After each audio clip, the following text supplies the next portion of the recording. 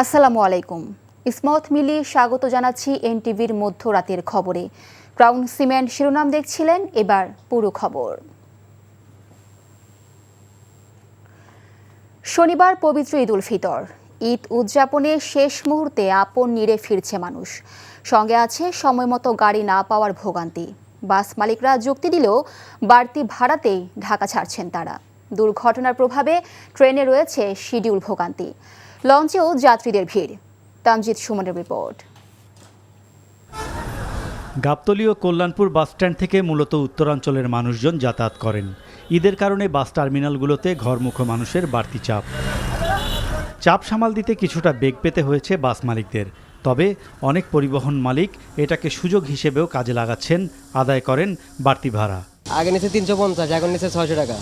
তাহলে এরকম করে বেশি নিয়েছে জনগণের থেকে কি জন্য? এসিতে যাইতাম আগে জোর গেলে 800 থেকে 900 টাকা, সেই টিকিট এখন ওনারা 1500 থেকে 1600 টাকা চাচ্ছে। 1250 টাকা করে অনলাইনে কাটছি, তারপরেও গাড়ির কোনো খবর নাই। দুপুর হয়ে গেছে, এখন বলতেছে গাড়ি আছে ইয়াতে আপনার ওই কি বলে সাভার। গাড়ি এক সাইড থেকে ফাঁকা আসতে আসছে। দ্বিতীয় কথা, গাড়ির পরিবহনে তেল পাচ্ছে না কোনো পরিবহনে। দ্বিতীয় কথা, গাড়ি আসছে যানজটের জন্য। আর এখন এক সাইড থেকে খরচটা উল্লেখ যে আর একটু বাড়তি ভাড়া নেওয়া হচ্ছে। অতিরিক্ত চাপের কারণে বুধবার দীর্ঘ সময় ধরে ভোগান্তি পোহান যাত্রীরা। গাড়িগুলো এখনো পৌঁছে নেই ঢাকাতে। আমরা ওয়েট করতেছি সকাল 10টা থেকে। বাচ্চা কাচ্চা নিয়ে কখন থেকে বসে আছি, এখনো গাড়ি ছাড়ছে না। এদিকে কমলাপুর রেল স্টেশনেও যাত্রীদের ভিড় ছিল চোখে পড়ার মতো। কিছু ট্রেনের ভিতরে জায়গা না পেয়ে ছাদেই চড়ে বসেন যাত্রীরা। বুধবারের ট্রেন দুর্ঘটনার প্রভাবে শিডিউল বিপর্যয়ের মুখে পড়ে উত্তরাঞ্চলগামী প্রতিটি ট্রেন। আমার খুব ভালো লাগছে, আমি আমার দাদার বাড়িতে ঈদ করতে যাচ্ছি। আমার ট্রেনটা ছিল সকাল 10:15টায়, একতা এক্সপ্রেস। ট্রেনটা বিলম্বের কারণে আমার ট্রেনটা ছাড়বে 4:50। এদিকে নৌপথের ভয়াবহ দুর্ঘটনাও সচেতন করতে পারেনি সাধারণ মানুষকে। জীবনের ঝুঁকি নিয়ে লঞ্চে উঠেছেন অনেকেই। আছে বাড়তি ভাড়ার অভিযোগও। লঞ্চে প্রচুর ভিড়, এখন 10টা বাজে আইসা দেখে পুরা লঞ্চ বুকিং। জীবন ঝুঁকি কিংবা ভোগান্তি কোনো কিছুই পিছু টানতে পারেনি ঘরমুখো মানুষকে। প্রিয়জনের সাথে ঈদের আনন্দ উপভোগ করাটাই যেন পরম শান্তির। Tamjid Suman, NTV news, Dhaka. এদিকে মহাসড়কগুলোতেও ঘরমুখো মানুষের উপচে পড়া ভিড়। ঢাকা টাঙ্গাইল, ঢাকা ময়মনসিংহ মহাসড়কের বেশ কয়েকটি স্থানে ধীর গতিতে চলছে যানবাহন। থেমে থেমে সৃষ্টি হচ্ছে যানজট। যাত্রীদের রয়েছে বাড়তি ভাড়া আদায়ের অভিযোগ। বিস্তারিত ইমরুল কায়েসের ডেস্ক রিপোর্টে।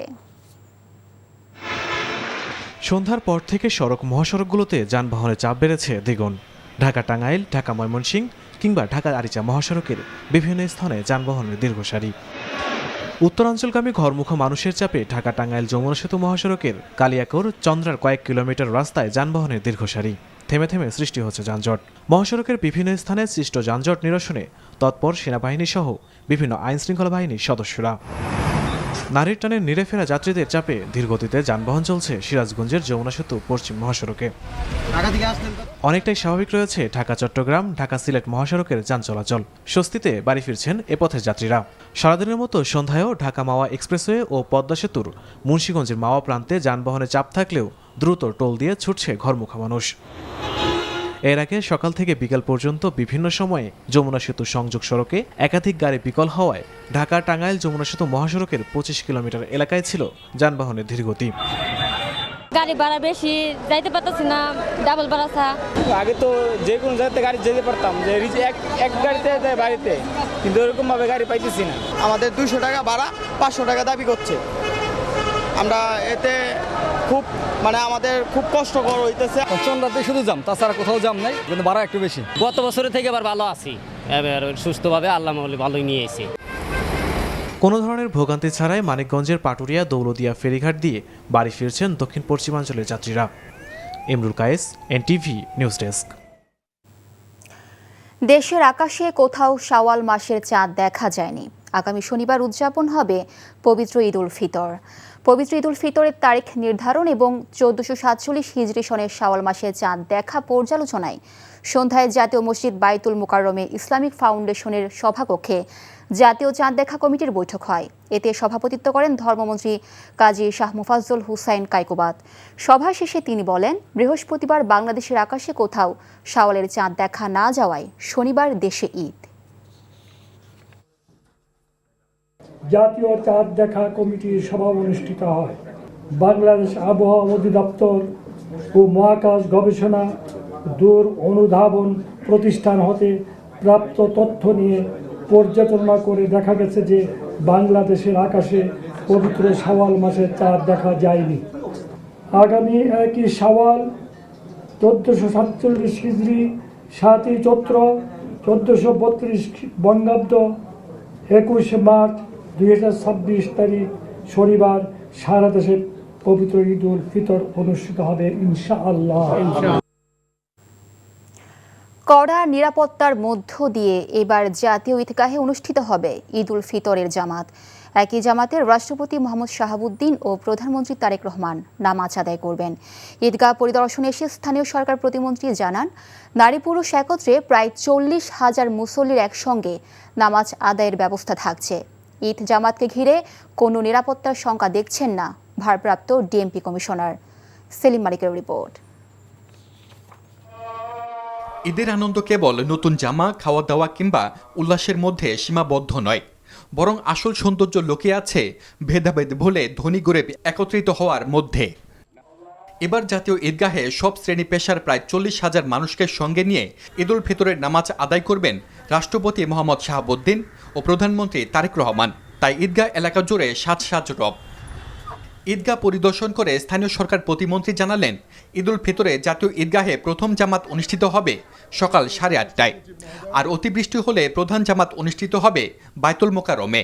ঐতিহাসিক হবে এই কারণেই যে এখানে মহামান্য রাষ্ট্রপতি এখানে ঈদের নামাজ আদায় করবেন এবং দীর্ঘদিন পর সারা বাংলাদেশে অবাধ, সুষ্ঠু এবং নিরপেক্ষ নির্বাচনের মাধ্যমে বিপুল সংখ্যাগরিষ্ঠতা নিয়ে বিএনপি সরকার গঠনের পর এই প্রথম ঈদ উল ফিতর উদযাপন হচ্ছে এবং সেই উপলক্ষে মাননীয় প্রধানমন্ত্রী জনাব তারেক রহমান এই ঈদগাহ ময়দানে ঈদের নামাজ আদায়ের সম্মতি জ্ঞাপন করেছেন।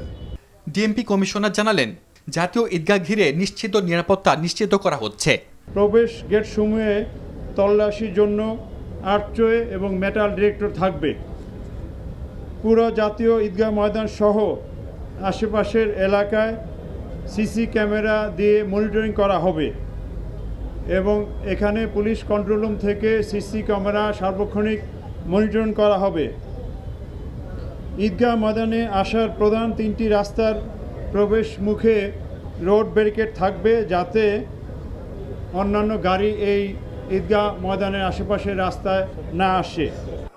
ইসলামী ফাউন্ডেশন বলছে, এবার জাতীয় মসজিদে অনুষ্ঠিত হবে ঈদের 5টি জামাত।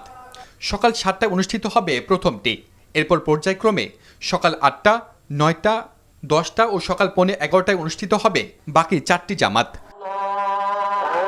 এছাড়া সকাল 8টা ও 9টায় ঢাকা বিশ্ববিদ্যালয় কেন্দ্রীয় মসজিদে অনুষ্ঠিত হবে ঈদের 2টি জামাত। এবারও দেশের বৃহত্তম ঈদ জামাতের আয়োজন করেছে কিশোরগঞ্জের ঐতিহ্যবাহী শোলাকিয়া ও দিনাজপুরের গৌরী শহীদ ঈদগাহ। সেলিম মালিক, এনটিভি নিউজ, ঢাকা। ঈদের জামাত আদায়ের পর সকাল 10টায় রাষ্ট্রীয় অতিথি ভবন যমুনায় শুভেচ্ছা বিনিময় করবেন প্রধানমন্ত্রী তারেক রহমান। প্রধানমন্ত্রীর অতিরিক্ত প্রেস সচিব আতিকুর রহমান রোমন জানান, শুভেচ্ছা বিনিময় অনুষ্ঠানে দেশের বিশিষ্ট ব্যক্তিবর্গ, কূটনীতিক, রাজনীতিবিদ সহ বিভিন্ন পেশার প্রতিনিধিদের আমন্ত্রণ জানানো হয়েছে। রাষ্ট্রীয় অতিথি ভবন যমুনায় শুভেচ্ছা বিনিময় অনুষ্ঠানে প্রস্তুতি ও নিরাপত্তা ব্যবস্থা ঘুরে দেখে অতিরিক্ত প্রেস সচিব বলেন, বিশেষ কোনো প্রয়োজন ছাড়া আপাতত যমুনায় উঠছেন না প্রধানমন্ত্রী। গুলশানের বাসভবনে থাকতে স্বাচ্ছন্দ্য বোধ করছেন তিনি। আমরা কিন্তু প্রথম থেকে বলে আসছি যে উনি এখানে উঠছেন না। আজকে আমার মনে হয় এই প্রশ্নটা এখানেই সমাপ্তি করা উচিত। ঈদের দিনে আনন্দ ভাগাভাগি করার জন্য আমাদের মাননীয় প্রধানমন্ত্রী জনাব তারেক রহমান এখানে আসছেন। এখানে দেশি বিদেশি, তারপরে আপনার রাজনৈতিক, তারপরে আপনার বিশেষ ব্যক্তিত্ব, তারপরে আপনার সামাজিক, তারপরে বিভিন্ন সংগঠন, সামরিক, বেসামরিক সব লোকজনের সাথেই এখানে মিলিত হবেন এবং ঈদ আনন্দ ভাগাভাগি করবেন। শেষ মুহূর্তের ঈদের কেনাকাটায় জমে উঠেছে বিভিন্ন শপিং মল। সে সঙ্গে মেহেদি উৎসবেও যোগ হয়েছে বাড়তি আমেজ। শিউলি রায়ের রিপোর্ট। মাসব্যাপী সিয়াম সাধনা, আত্মশুদ্ধি চর্চা ও সহযোগিতার বার্তা নিয়ে কোটি প্রাণে এদের আনন্দ যেন আরও রঙিন হয় আপনজনের সান্নিধ্যে। ঈদ উদযাপনে ভিন্নতা এসেছে, কিন্তু মানবিক সমাজ গঠনে সর্বস্তরের মানুষ এগিয়ে এসে এক কাতারে সামিল না হলে সত্যিকার সার্থকতা আসবে না, এমনটাই মনে করেন চিন্তাবিদরা। নিয়ামুল আজিজ সাদিকের রিপোর্ট। ঘুমন্ত নগরীও যেন জেগে থাকে উৎসবের আঞ্জাম দিতে। একদিকে আলোকসজ্জায় সজ্জিত শপিং কমপ্লেক্সে গভীর রাত পর্যন্ত চলে কেনাকাটা, অন্যদিকে সৃষ্টিকর্তার সন্তুষ্টের আশায় রাত্রি জাগরণ ধর্মপ্রাণ মুসল্লিদের। তারাবিহ, নফল নামাজ আর জিকির আজকারে মহান প্রভুর সান্নিধ্য লাভের চেষ্টা চলে পুরো মাস জুড়ে। উৎসব ওই ব্যক্তির জন্য যেই ব্যক্তি সিয়ামকে যথাযথ পালন করতে পেরেছে। কারণ আজকে আপনি দেখেন ঈদের দিনটাকে কি বলা হয়? ঈদের দিনটাকে বলা হয় ইয়ামুল জায়েজা, প্রতিদান দিবস বা পুরস্কার দিবসের দিন। সহমর্মিতা প্রদর্শন করতে গিয়ে আপনি দেখেন যে আল্লাহ রাব্বুল আলামিন মানুষের মধ্যে এমন একটা প্রেম, প্রীতি, ভালোবাসা, সৌহার্দ্যপূর্ণ ভাব তৈরি করেন যে মানুষ অকাতরে দান করতে তারা সচেষ্ট হয়। রোজায় ঢাকা বিশ্ববিদ্যালয় সহ বিভিন্ন স্থানে কাওয়ালি, গজল এবং মুগ্ধতার সঙ্গে সেহরির উৎসবে যোগ দেন অনেকে। মহানগরীতে জীবিকার তাগিদে আসা মানুষকে শহর যেন মায়ার বাঁধনে আটকাতে পারেনি, যার প্রমাণ লাখো কোটি মানুষের শতকষ্ট উপেক্ষা করে শিকড়ের টানে প্রিয়জনের কাছে ফেরার চেষ্টা। রেল স্টেশন, বাস কিংবা লঞ্চ টার্মিনালে মানুষের উপচে পড়া ভিড় নিজের মতো করে কয়েকটা দিন উপভোগের জন্য। পোশাক পরিচ্ছদ, আচার ব্যবহার, খাবার দাবার সবকিছুতে একটা পরিবর্তন এসছে, যেটা গ্রাম থেকে খানিকটা হলেও ভিন্নতা এখানে আছে। বাংলাদেশের বিভিন্ন প্রান্ত থেকে কোটি মানুষ ঢাকায় বসবাস করেন। তারা আবার ঈদের সময় নারীর টানে বাড়ি ফিরে যান, কারণ এই শহরটি তাদেরকে ততটা আপন করে নিতে পারেনি যতটা তাদের জীবন জীবিকা দরকার। এ শহরে যেমন একদিকে দামি ব্র্যান্ড আর লাখ টাকার শপিং চলে, তেমনি ফুটপাতে দেখা মেলে ভাগ্য বিড়ম্বিত ছিন্নমূল মানুষের, যাদের দুবেলা খাবার জোটাতেও হিমশিম খেতে হয়। শুধু একটি মাসে নয়, বাকি 11 মাস ত্যাগ, ভ্রাতৃত্ব আর সহমর্মিতার শিক্ষা ছড়িয়ে দেওয়ার আহ্বান নগরবিদ ও ইসলামী চিন্তাবিদের। Niamul Aziz Sadiq, NTV news, Dhaka. ঈদ উল ফিতর উপলক্ষে বাংলাদেশের প্রধানমন্ত্রী তারেক রহমানকে শুভেচ্ছা জানিয়েছেন ভারতের প্রধানমন্ত্রী নরেন্দ্র মোদী। আজ তারেক রহমানকে পাঠানো এক চিঠিতে প্রধানমন্ত্রীর পাশাপাশি বাংলাদেশের জনগণকে শুভেচ্ছা জানান মোদী। বাংলাদেশের পাশাপাশি ভারতসহ সমগ্র মুসলিম বিশ্ব গত 1 মাস সিয়াম সাধনা করেছে বলে এই পত্রে উল্লেখ করা হয়। ঈদের এই আনন্দময় মুহূর্তে বিশ্ববাসীর মনে শান্তি ও সম্প্রীতির বার্তা বয়ে নিয়ে আসবে বলেও আশা প্রকাশ করেন ভারতের প্রধানমন্ত্রী। জামায়াতে ইসলামীর মহিলা শাখার আয়োজনে অনুষ্ঠিত হল ঈদ মেহেদি উৎসব। সকালে রাজধানীর পুরান পল্টন কলেজ প্রাঙ্গণে অনুষ্ঠিত হয় উৎসবটি। শুরুতে ইসলামের দিন ও রোজার ফজিলত নিয়ে আলোচনা করা হয়। শুধু মেহেদির রঙেই নয়, রবের সঙ্গে নিজেদের রাঙানোর প্রত্যয় ব্যক্ত করেন বক্তারা। ইসলামের সঠিক সংস্কৃতি ছড়িয়ে দেওয়ার বিষয়ে গুরুত্ব আরোপ করা হয়। অনুষ্ঠানে হামদ পরিবেশন করা হয়। পরে হাতে নানা নকশায় মেহেদি লাগান নারী, কিশোরী ও শিশুরা। প্রবাসের খবর। প্রবাসের মাটিতে দেশীয় খাবার পরিবেশনের প্রতিশ্রুতি নিয়ে সৌদি আরবের জেদ্দায় হাই আল নুজহা সুলতান বিন সালমান রোডে নতুন আঙ্গিকে শুরু হলো বাংলাদেশি মালিকানাধীন স্বনামধন্য তৃপ্তি রেস্টুরেন্ট। জেদ্দার প্রতিনিধি মাসুদ সেলিম জানান, ফিতা কেটে শুভ উদ্বোধন ঘোষণা করেন তৃপ্তি রেস্টুরেন্টের স্বত্বাধিকারী কাউসার আহমেদ, মুজিবুর রহমান, ইমরান চৌধুরী সাগর ও সৌদি নাগরিক আবুল হোসেন। এ সময় স্থানীয় বাংলাদেশ, ভারত, পাকিস্তানি প্রবাসী ও স্থানীয় নাগরিকরা উপস্থিত ছিলেন। প্রতিষ্ঠানটির স্বত্বাধিকারীরা জানান, প্রবাসের মাটিতে বাংলাদেশি খাবারের ব্র্যান্ডিং করতে রেস্টুরেন্ট ব্যবসার উদ্যোগ নিয়েছেন। প্রবাসী বলছেন, স্থানীয় ও আন্তর্জাতিক পর্যটকদের জন্য আকর্ষণীয় গন্তব্য হয়ে উঠবে বাংলাদেশি প্রতিষ্ঠানটি। দেশীয় প্রতিষ্ঠানটিতে হচ্ছে প্রবাসীদের কর্মসংস্থান। এতে দেশে বাড়ছে রেমিট্যান্স।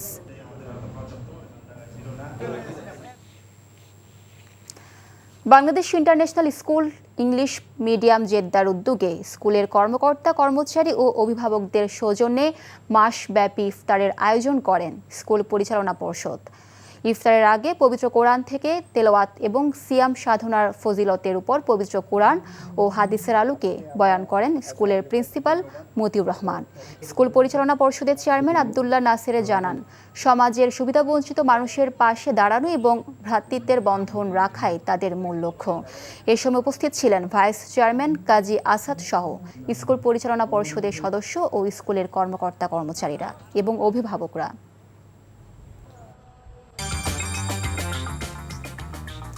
এই ছিল মধ্যরাতের খবরে। এই খবরের ভিডিও সহ আপডেট জানতে ভিজিট করুন এনটিভি অনলাইন www.ntvbd.com। এছাড়াও এনটিভির জনপ্রিয় সব অনুষ্ঠান ও খবরের আপডেট জানতে ভিজিট করুন আমাদের ইউটিউব ও ভেরিফাইড ফেসবুক পেজে। ধন্যবাদ সবাইকে।